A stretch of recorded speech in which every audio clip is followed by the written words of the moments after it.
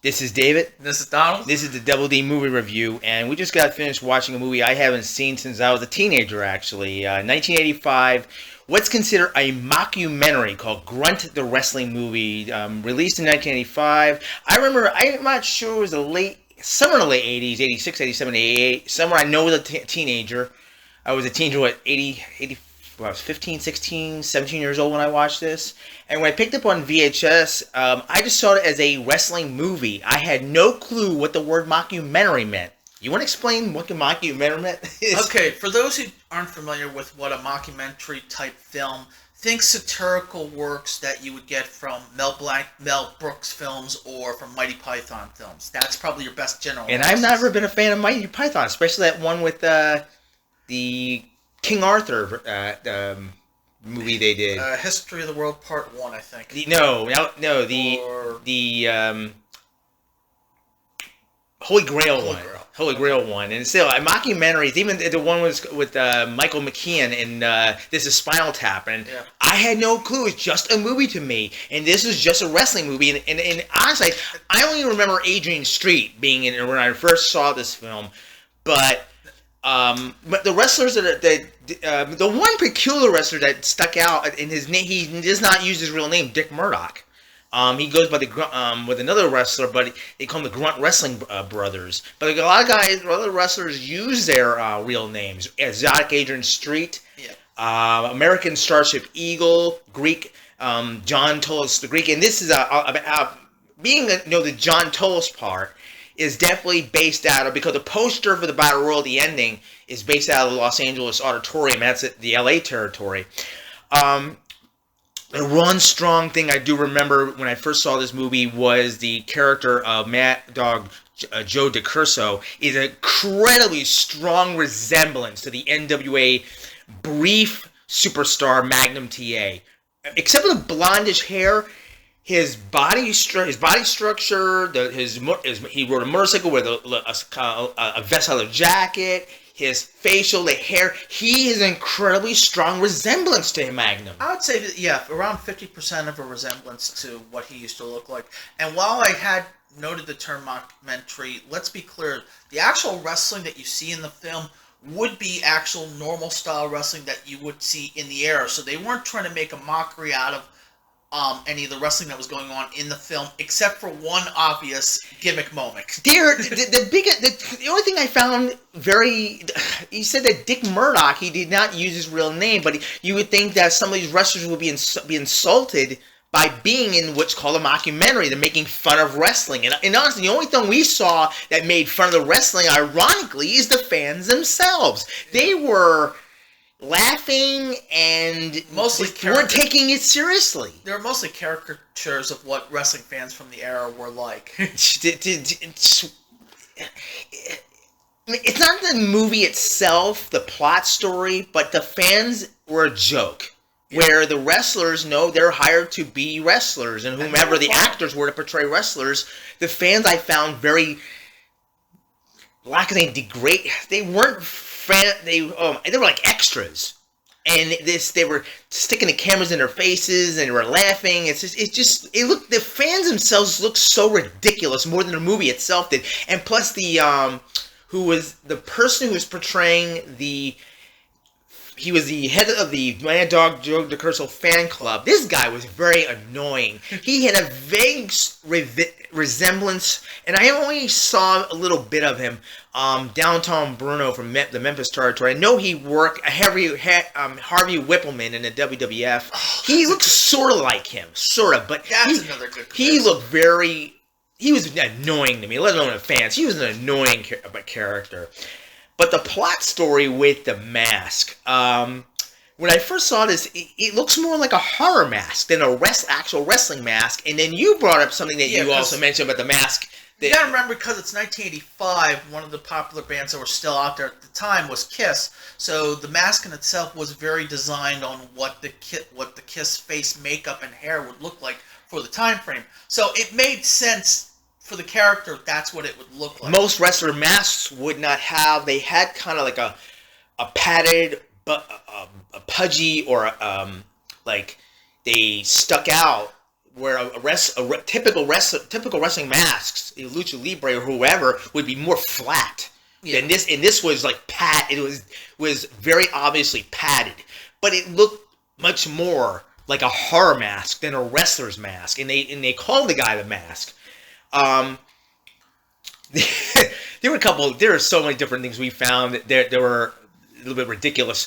But it was intentionally to be ridiculous, so I don't mind it as much. I can know the way wrestling fans took the thing seriously, and when I did a quick research of this film, there were right now on YouTube. This will be the 7th one. There's maybe 6 reviews of this film. Yeah.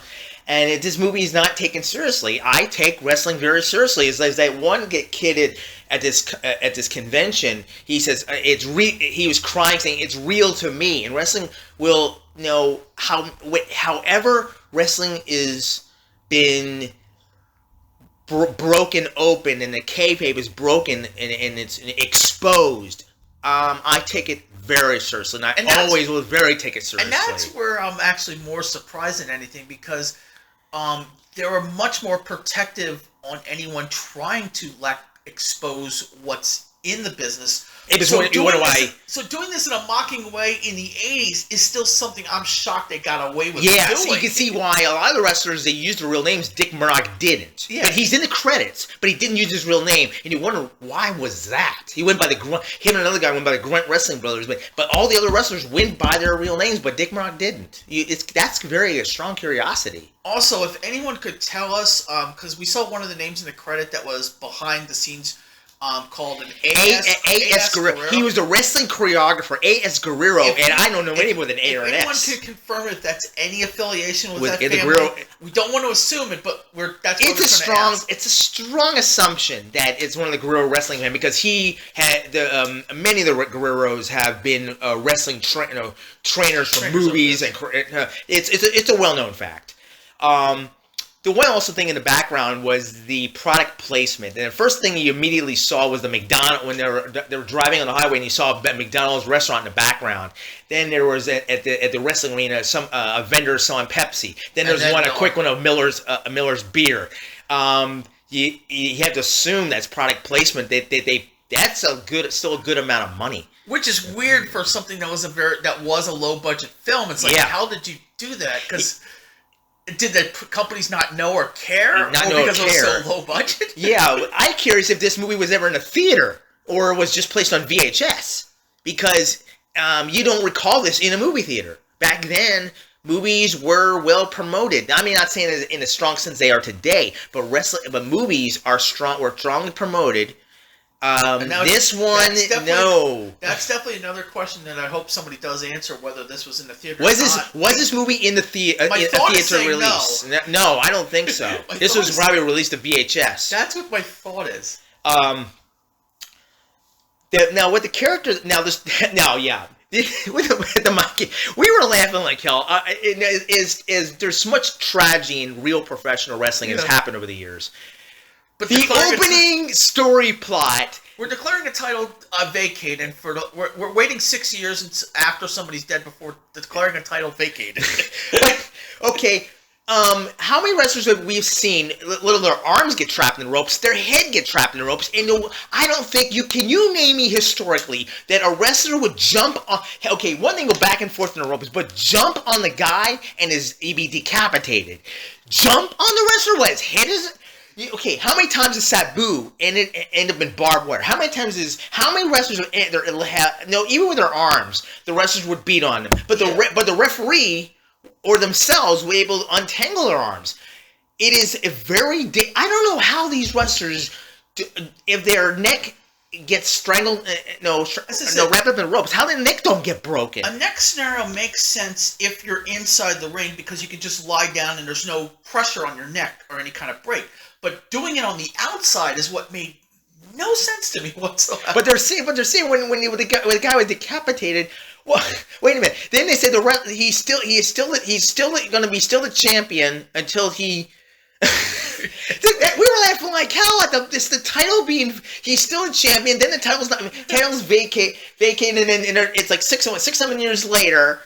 Now this was an obvious movie mistake because there's a way you could have explained it that would make a little bit more logical sense. Because you could have tried to explain, okay, well, you had 2 or 3 other wrestlers in the meantime who also wear masks and try to pretend they were the guy, so you could keep the title belt on them, and then they finally exposed that no, it's not that guy. So okay, it's finally vacated. You one thing you never noticed that the wrestler character noting why there was that Mad Dog Joe DeCurso never spoke, even let alone the Mask. The Mad Dog, he never spoke. No. Mad Dog spoke 2 words in one match, and the only words were "You're cruel." And that was to the female manager. That was the only 2 words. And then, oh my God, the what is his ex-girlfriend or ex-wife that Mad Dog had disappeared. Oh my God, when she's in her apartment, I've got these I got all his clothes, I got all his stuff in these boxes, and they got all the film and she's throwing. I got all this stuff. Why I kept it around?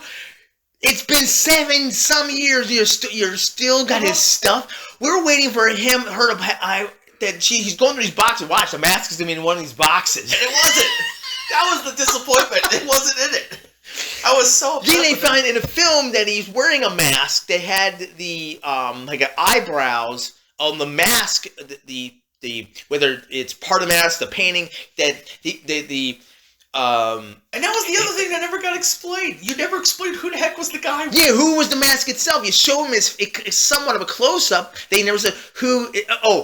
I know this is a spoiler alert. They just said he's the 13th man in the ring. They had 22 guys. What?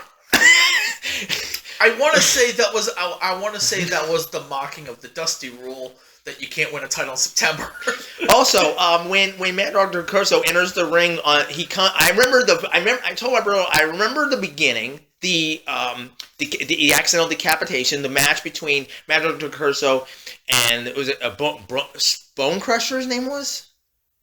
It sounds right, but I'm not 100%. And in the end, he comes on a motorcycle. That's the only 2 parts I remember. You're talking back I'm a teenager, and I'm now 53. It's a long time ago. I remember the beginning and the ending. But the ending, also, there's some things in this movie that really start things that don't make any sense. Also, when he enters the ring, when Mad Dog DeCurso shows up, and with a motorcycle, and he shows up. I mean, WWE has done it a couple of times. Yeah, a couple of times. WCW and WWE have done that. But when he enters the ring, that's like a Royal Rumble type of thing. He enters a non-participant enters the ring. No, but he enters after it's already started. Uh-huh. That's a Royal Rumble kind of thing. I know. No, you didn't like the ending. I did only because I'm thinking mockumentary. Dude, wait a minute. There was a thing that Adrian Street did in the movie. While we're watching the movie, we're watching the channel. The channel we're watching had commercials, and Adrian Street was doing his own kind of talk show. But when he said this is like Adrian Street. Thank you for watching the show. We're signing off. And as soon as the sign-off happened, the actual program... The commercial occurs. That was awesome timing. Yeah, I will credit that. That was funny. Oh my God. How many wrestlers were really involved in this? And I can't... No, Wikipedia doesn't have an actual page. IMDb does. And some of these, like, there's a black muscular wrestler, very much... He kind of strung around with Tony Atlas. I would have to guess probably lower-level... territory guys from whatever region they were in, and because it was people who did know how to wrestle, so I have to imagine these weren't actors but actual local local wrestlers. But the biggest question: why Dick Murdoch did not? Who was the wrestler that was teamed up with Dick Murdoch? Everybody, who was the he was like an older, it was baldish but older. And I always thought that was Wally Carbo, but no, he's apparently an AWA announcer of some sort. I remember the names. There's some names I was able to... There's a Steve DeSalvo, there's a Steve Strong. One of those guys are probably who's a mask, the wrestler under the mask. The masked wrestler himself... I gotta bring up. We got the midget situation. That's what I said. That's what I said. Everything involving the wrestling was fine except for one gimmick moment. And here's the gimmick moment. Midget part. Okay, the 4 midgets. Now you could throughout this whole movie, you could tell there's strong input of audio effects, and these wrestlers, these midgets, sound like it's audio sped up. Basically, they took whatever audio actually happened during the actual acting scene, they removed it, and they probably had some kind of like. Who did I say the midget sounded like? You said it was sounding like a high-speed version of Popeye. Yes. And they're all standing. The guy was standing. I think there was a tall guy, and then they said, "Oh crap! There's two midgets. No, there's 3 midgets. No, there's 4 midgets." Yeah, which I kind of. I don't think Andre's ever done that. Which I kind of knew when it said 4th wonder of the world. 4th wonder, since it was supposed to be a mocking Andre's 8th wonder of the world. So 4th was meant to be half the size of Andre. So as much as I took this movie very seriously, now I can laugh out loud at this. No, the guy. Apparently, the actor's name is Magic Schwartz, and I looked up his his page of his. He's appeared in several different. No, I don't recognize him from other movies, but I think he had looked at. I'm not saying muscular, but I think looked at whether it was NWA or the WWF. I think they would have took the guy, and even the mask itself. I think. That's why I took this wrestling movie so seriously, and I didn't see a mockumentary. The only mockumentary I ever heard of was the Spinal Tap one, and it's making fun of the genre. The Spinal Tap is about music, and this is about wrestling. Yeah, man. I don't like it's okay. You said what Mel Brooks based on he did a Spaceball. Well, it's a movie. All of his films are basically satire, more than mockumentaries. They're satire film genres. And as I talked about when you brought the word satire, I was never a fan of Saturday Night Live. Yeah. No, I've never been. We're gonna wrap this up, everybody. Yeah. No, I said it was a mockumentary, and this will be the 7th. I'm gonna be the 7th video review of this film. No, I was fine with how that ended. I know you weren't. Yeah. I was fine because the whole ending was the guy who's trying to create this thing. I don't have a punchline ending. And then the actual movie ends with no punchline. And it's like, okay. And I have no recall of that ending because I only remember how Mad Dr. Turtle came out on the motorcycle and he finished the match. I thought he won the match, won the battle royal, won the title. That's what I thought how it ended. Which in itself was noting what the problem was when you don't have a great punch ending. You just have an ending like that. This is why I said to my brother, I don't remember. This is why I don't remember the whole middle of the movie. And I don't remember the ending. It's just so many years ago. Yes, I wouldn't call it a mockumentary, spoof. But I very much respect those who were involved in this movie. Great respect for these guys. But this is not a movie that you could you watch this? You would want to watch the certain characters, the wrestlers themselves, but the whole thing. It's fun to watch for one. You want to watch it for the wrestlers. One time, it's good to watch for a laugh, but it's not something you would watch more than once. If you've never seen wrestling, don't watch it. If you've been old school wrestling fans like us, it's worth watching one more time. Yeah. But if you're new to this, no, it ain't worth watching. No. I'd say. I never give it a 3. Worth watching once, but as new fans, not really. No, it's ridiculous at the beginning and the ending with the whole situation with what happened with the. I don't know when you say decapitation situation, but I really like the Man Dr. Kurzel because he strongly resembled Magnum TA and the Battle Royal ending. Burn the rest of it. No, burn the beginning and ending. That's really the only thing worth watching. The beginning and the ending. Okay, so thank you for listening to us. This was one of the most ridiculous movie reviews we ever did. This is David. And this is Donald. Thanks a lot, everybody.